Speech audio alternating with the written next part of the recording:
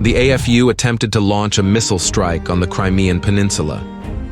All Storm Shadow cruise missiles were shot down by Russian anti-aircraft gunners. At night, the attack on the Crimean Peninsula resumed with the use of uncrewed boats. The attack was repulsed, but the Russian Tarantul-class Ivanovets missile corvette was sunk due to the detonation of a maritime drone. The AFU continued to carry out strikes on the Russian border region. There were no casualties in Belgorod region during shelling and UAV attacks. Russian troops have again struck industrial facilities in various parts of Ukraine. In Kharkiv, a missile strike hit an industrial facility in the Osnoviansky district, but failed to disable it.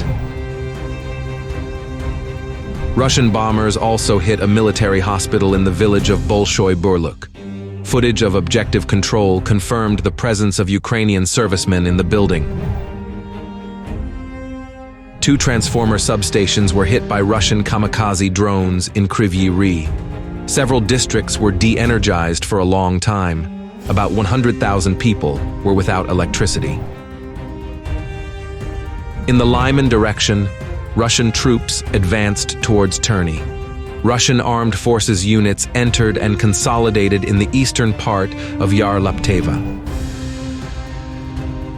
In the Avdiivka direction, the main fighting is taking place in the south, in the built-up area of Avdiivka. The Russian armed forces were able to repel the AFU attacks and advance along Sportivna, Soborna, and Chernyshevskoho streets. To the east, Russian forces are advancing southwest of the Donetsk water purification plant. There, the Russian armed forces have taken several AFU strongholds. There is about a kilometer to go to the State Fiscal Service building itself. In the eastern part of Avdiivka, Russian forces also achieved success on the outskirts of the gardening association, Ivushka. The Russian armed forces managed to make significant advances in the sector near Sand Quarry.